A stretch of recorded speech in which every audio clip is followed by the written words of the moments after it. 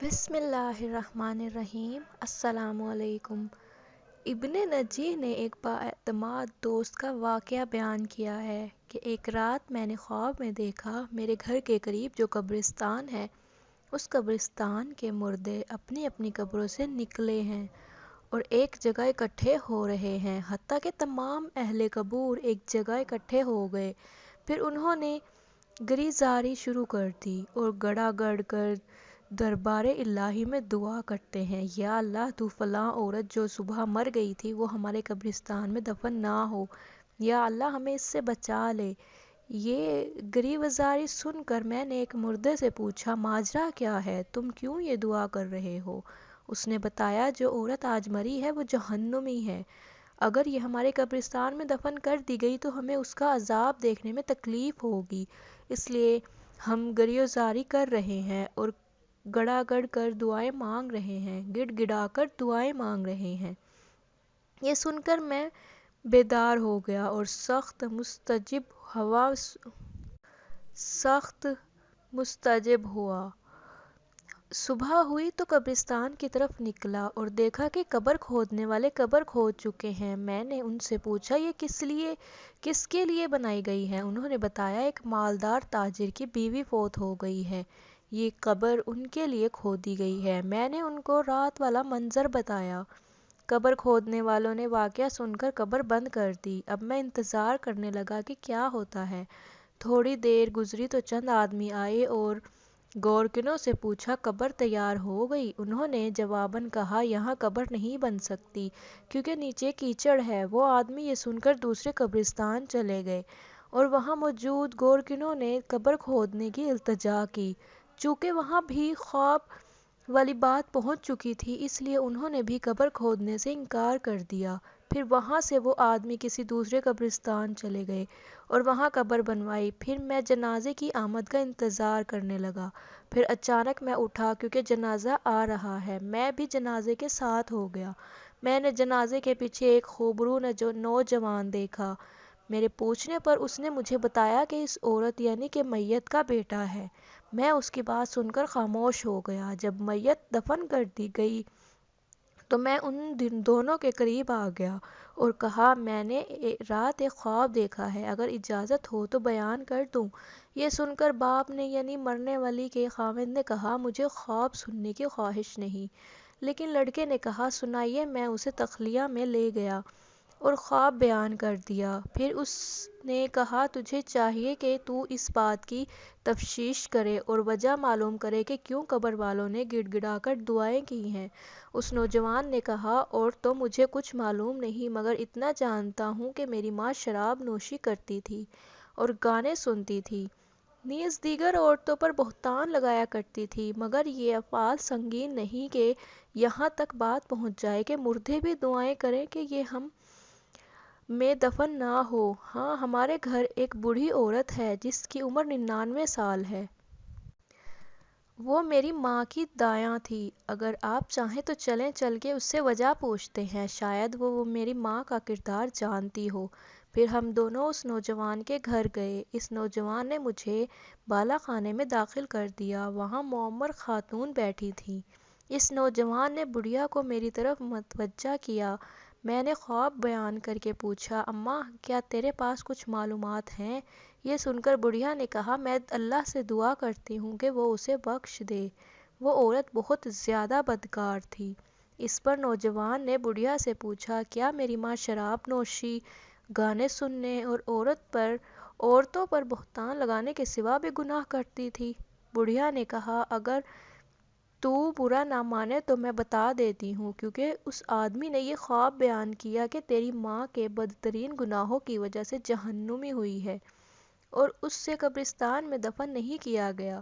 یہ سن کر نوجوان نے کہا، میں چاہتا ہوں کہ تو ہمیں سب کچھ بتائے تاکہ ہم ایسے کردار سے بچ جائیں اور عبرت حاصل کریں۔ یہ سن کر بڑھیا رونے لگی۔ خدا تعالیٰ جانتا ہے کہ میں کئی سال سے توبہ کر چکی ہوں اور مجھے امید تھی کہ تیری ماں بھی توبہ کر لے گی، مگر اس نے توبہ نہیں کی۔ اب میں تمہیں 3 کارنامے تیری ماں کے سناتی ہوں۔ تو بڑھیا نے اس عورت کے لڑکے کو مخاطب کر کے کہا، تیری ماں بہت بڑی بدکار تھی، ہر دن ایک دو نوجوان اس کے گھر آتے تھے جن سے وہ اپنی خواہش پوری کرتی تھی، اور تیرا باپ بازار میں کام کرتا تھا۔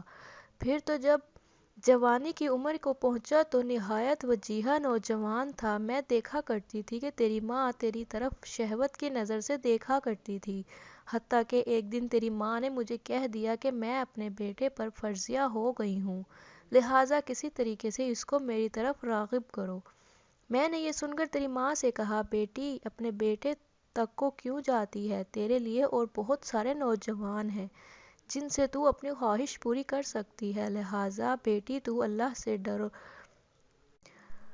اور اس ارادے سے باز آ جا۔ تو تیری ماں کہتی تھی، نہیں مجھے اس کے سوا صبر نہیں۔ تو میں نے تیری ماں سے پوچھا، تو اس مقدس میں کیسے کامیاب ہو سکتی ہے؟ حالانکہ تیرا بیٹا بھی نوعمر ہے، تو خواہ بدنام ہوگی، لہٰذا خدا کے لیے اس ارادے سے باز آ جا۔ تو تیری ماں نے مجھ سے کہا، اماں تو میری مدد کرے تو میں کامیاب ہو سکتی ہوں۔ میں نے پوچھا، کیا حیلہ کیا جائے؟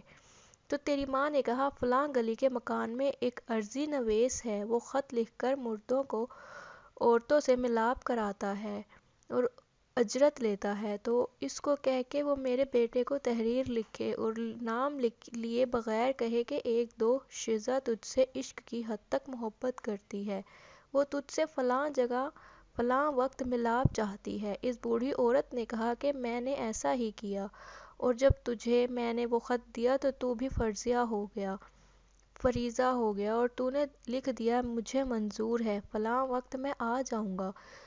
تو میں تیری ماں کو وہ خط لا کر دے دیا۔ تیری ماں نے جواب پڑھ کر کہا، اماں تم میرے بیٹے سے کہو کہ فلاں وقت فلاں جگہ آ جائے، اور تو فلاں کھانا اچھی طرح تیار ہو کر اور پھر اس میں پھل اور خوشبو وغیرہ کا انتظام بھی کر، اور تو میرے بیٹے کو یہ بھی کہہ کہ جس عورت نے تجھے بلایا ہے وہ ابھی دوشیزہ ہے، وہ روشنی پسند نہیں کرتی، بلکہ یہ کام اندھیرے میں بہتر ہے تاکہ تمہارے والدین کو تم پہ شک نہ گزرے۔ پھر میں تیرے پاس آئی تھی تو نے یہ بات مان لی اور رات کا وقت مقرر ہوا۔ میں نے تیرا جواب تیری ماں کو پہنچایا تو اس نے بہترین کپڑے پہنے اور عمدہ خوشبو لگائی، اور وہ اس بالا خانے میں پہنچ گئی، تو پھر تو بھی پہنچ گیا، اور پھر داد و عیش سحری تک جاری رہا۔